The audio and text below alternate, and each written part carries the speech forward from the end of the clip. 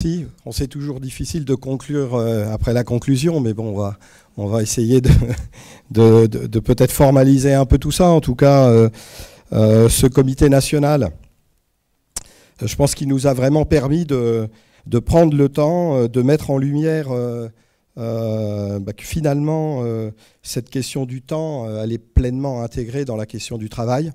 La question du travail que porte la CFDT, vous le savez, depuis un certain nombre d'années. Alors, on peut le traduire à travers aussi un travail qui est multiforme, qui prend aussi des particularités. Ça a été dit dans les différentes interventions avec le travail à distance, une illustration aussi du travail pressé, repris du livre qui a eu un fort succès a priori, mais qui était à disposition des uns et des autres. Donc voilà, notre responsabilité finalement de première organisation syndicale chez les cadres, c'est important de le dire, parce qu'on le dit pas assez, finalement c'est de continuer à travailler à l'articulation de ces temps, d'être en capacité aussi de conjuguer l'innovation et la régulation. On a parlé du droit à la déconnexion, on a peu parlé, mais aussi de l'intelligence artificielle qui impacte tout ça. Et il ne faut pas opposer, bien entendu, l'innovation à la régulation. Il faut plutôt, effectivement, le conjuguer. Et nous devons être là pour ça.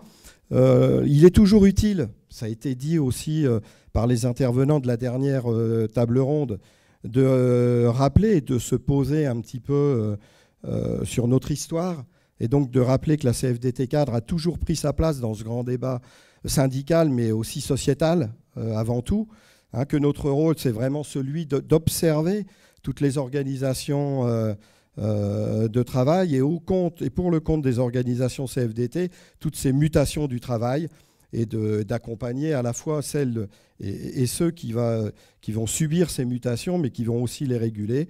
C'est notre rôle plein et entier à la CFDT cadre. Alors avant que la CFDT cadre porte ce nom, qui est un nom, je dirais, courant, l'UCC, notre Union confédérale des cadres, dans les années 70, demande déjà pour les non-cadres les 35 heures pour créer des emplois et réduire la pénibilité.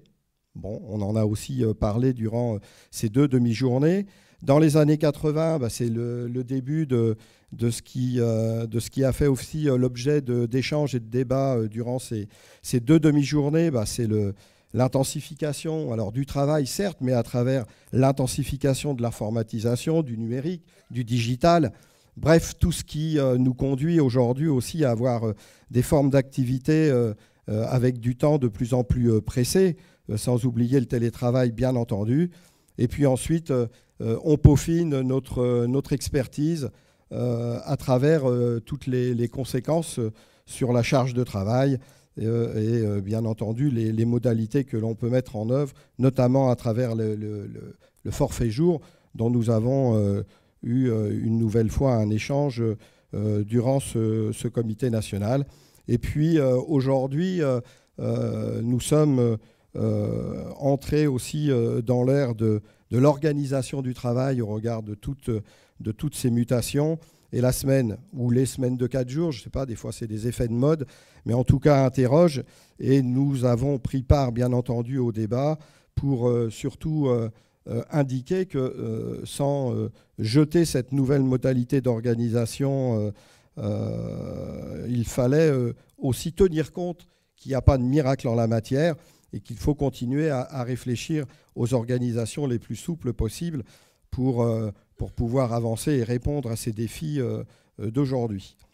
Alors, grâce à nos travaux, puisque collectivement, à travers les tables rondes, à travers vos interventions, on dégage bien entendu des réflexions. Nous avons pris le temps de cette réflexion qui finalement s'avère être une économie de temps pour plus d'efficacité demain et de bien-être au travail, à travers les axes revendicatifs qu'on peut vous proposer et qui restent certainement à affiner, bien entendu à travers, je dirais, des dispositifs qui nous tiennent à cœur à la CFDT, c'est le contractuel, le conventionnement, donc la négociation, qu'elle soit triennale comme ce qui est proposé sur les usages numériques, le droit à la déconnexion que nous portons depuis des années et les dangers de l'hyperconnexion, des négos obligatoires autour de la charge de travail, de la définition de ses déterminants, l'entretien obligatoire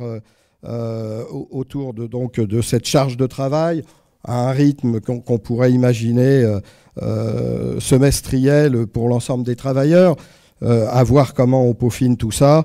Bien entendu, un système d'évaluation annuel sur tous ces dispositifs de participation et d'espace de dialogue professionnel qu'il nous faut continuer à poursuivre, parce que c'est bien entendu à travers toutes les expressions durant ces 2 demi-journées que l'on prend vraiment conscience que la co-construction est une piste encore plus prégnante aujourd'hui.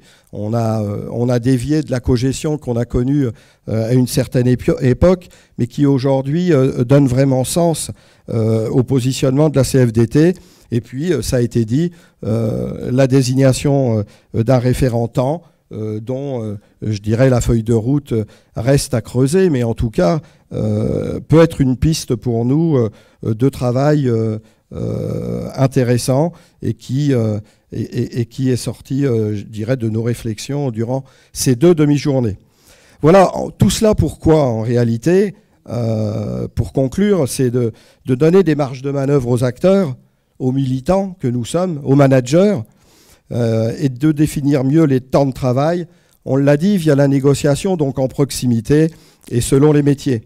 Alors on l'a fait, c'est le sens qui a été donné au moment des 35 heures, même si ça a été une décision assez unilatérale du gouvernement à l'époque. Mais en tout cas, on a bien vu que là où ça a le mieux fonctionné, c'est où ça a été négocié, avec les marges qui avaient été laissées à la disposition des négociateurs. C'est d'identifier, bien entendu, tous les temps qui comptent. Hein, on a parlé de temps gris aussi. Donc, ces temps qui comptent et qui permettent de bâtir collectif, de résoudre les problèmes et de répartir la charge. Donc, ces temps qui permettent de consolider les parcours professionnels, on en a aussi parlé, et qui aident à se situer.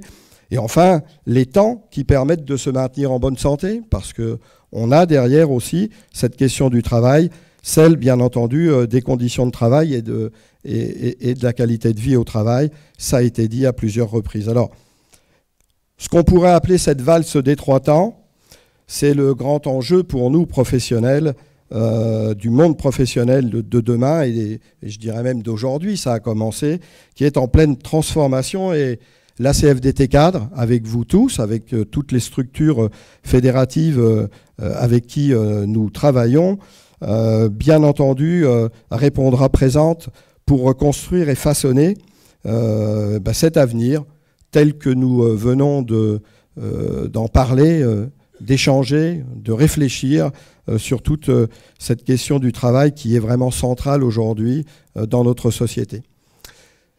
Voilà, pour vraiment terminer, je voulais bien entendu remercier l'ensemble déjà des participants et de tous ceux et de toutes celles qui ont rendu possible ce temps de réflexion, ce petit pas de côté qui va nous permettre demain d'aller encore plus loin. Donc encore merci à toutes et à tous pour ces réalisations, pour votre participation, et puis bon courage pour travailler ensemble à la définition d'un travail tel qu'on vient de le voir, et de prendre le temps de poser les bons diagnostics pour trouver les bonnes solutions. Merci et bonne continuation, à bientôt.